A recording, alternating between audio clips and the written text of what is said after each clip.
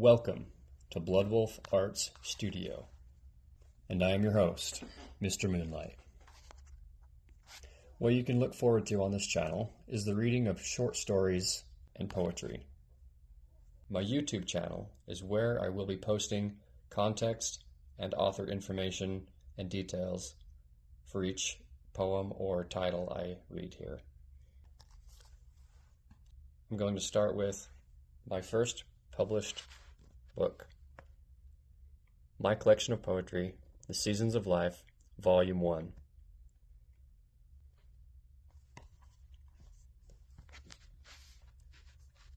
So to build some context, I will be starting with the back and then read some of the introductions. The My Collection of Poetry, The Seasons of Life series tells the story of Aaron Brown in the form of the soulful expression of his life journey through poetry. Growing up in the Davis County Cooperative Society, or DCCS, a cooperative community that slowly closed off and became driven by fear of loss and making mistakes, Aaron experienced a cultural conditioning to silence his voice and emotional expression, to the leadership and community pain and sufferings.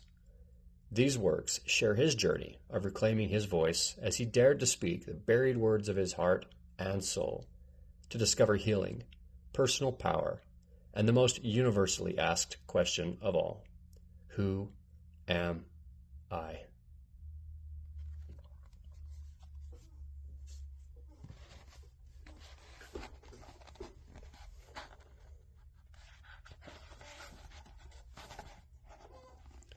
My Collection of Poetry, The Seasons of Life, Volume 1, Autumn. A life expressed through the words of inspiration as a collection of poetry that flows as the seasons of life.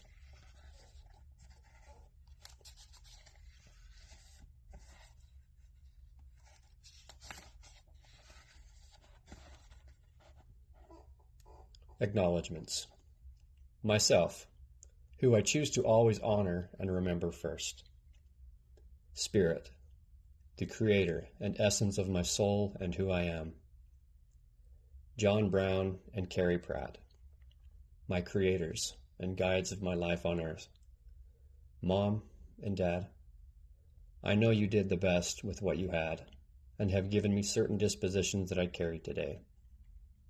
Mom, your heart and endless compassion.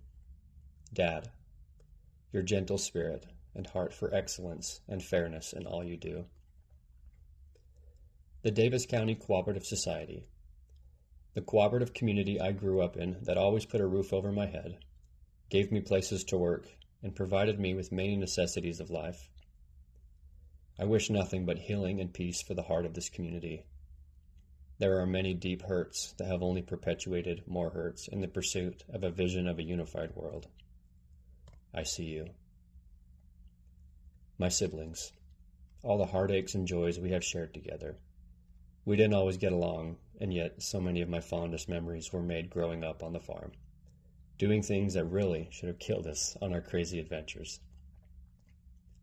The impact trainings, providing me the safe place to find myself again, remember how beautiful I am, the gift that life is, and the gifts I have to offer the world, such as my poetry. Hans and Sally, thank you for your trainings. They truly taught me what it means to trust my heart and be the master of my own destiny. All my friends and family, those who have supported me and played a part in my journey of life so far and yet to come. You know who you are. Whether we parted ways or not, you have taught me something that made me who I am today. Espavo.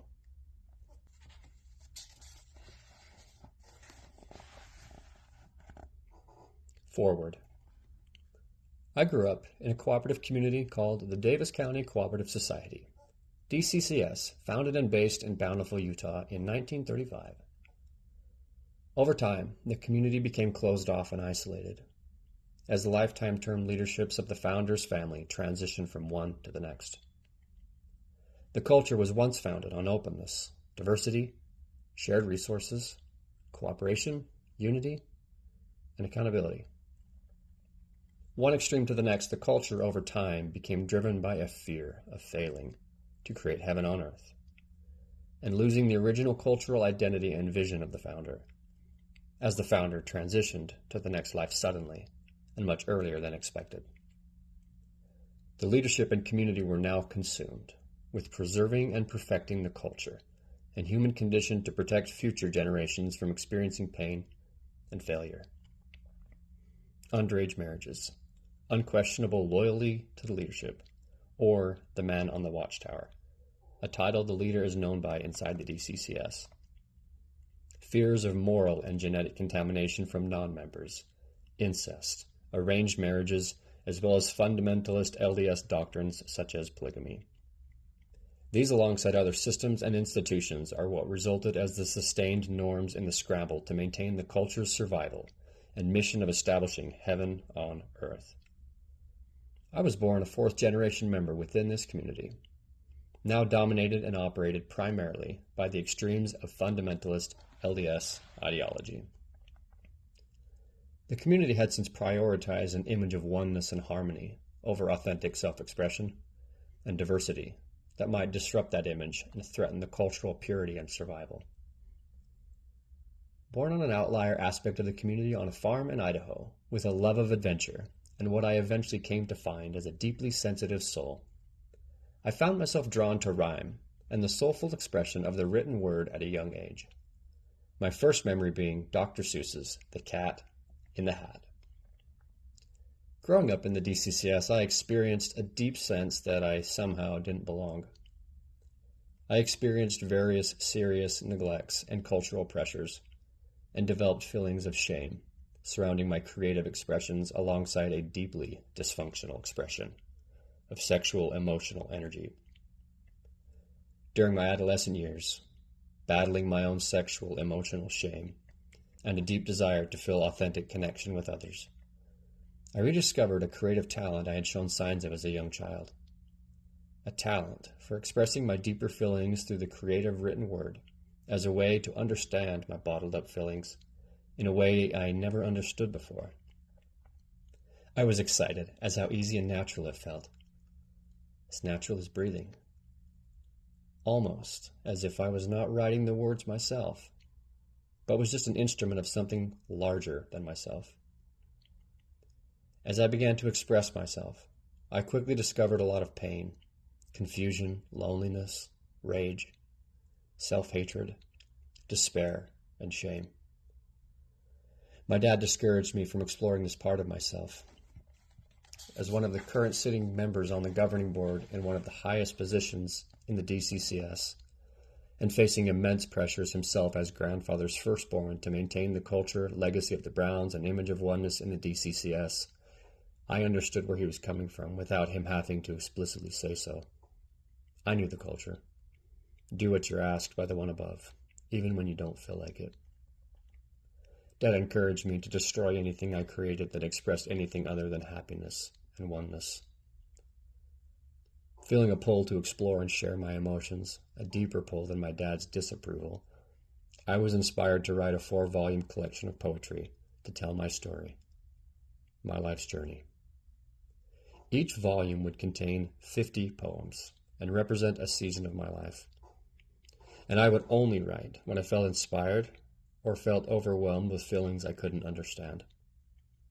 Without knowing that my life was about to change in a few short years so drastically, I followed my inspiration and began my first volume in the season of autumn, the beautiful season of transition, death, and decay.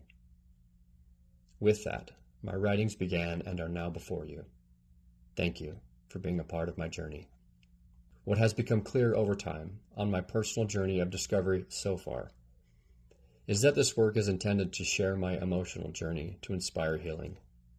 It is also meant to explore the necessary pains and uncomfortable emotions of life and being human that the DCCS wanted so much to protect myself and future generations from having to feel and go through in order to uphold an unrealistic idea of perfection and purity. Nobody was created to bottle up their feelings. And there is much joy and healing to be had in the expression of all of who you are and remember how beautiful you are in every moment of life, especially the moments where you stumble and fall. I've since learned that those vulnerable times especially are what connect us as human beings and give us a depth for compassion. As we are all connected, this work is meant to inspire anyone, anywhere, who chooses to listen to my journey through this collection of poetry. I honor you, wherever you are on your journey of self-discovery, and I love you very much. Sincerely, Aaron Brown.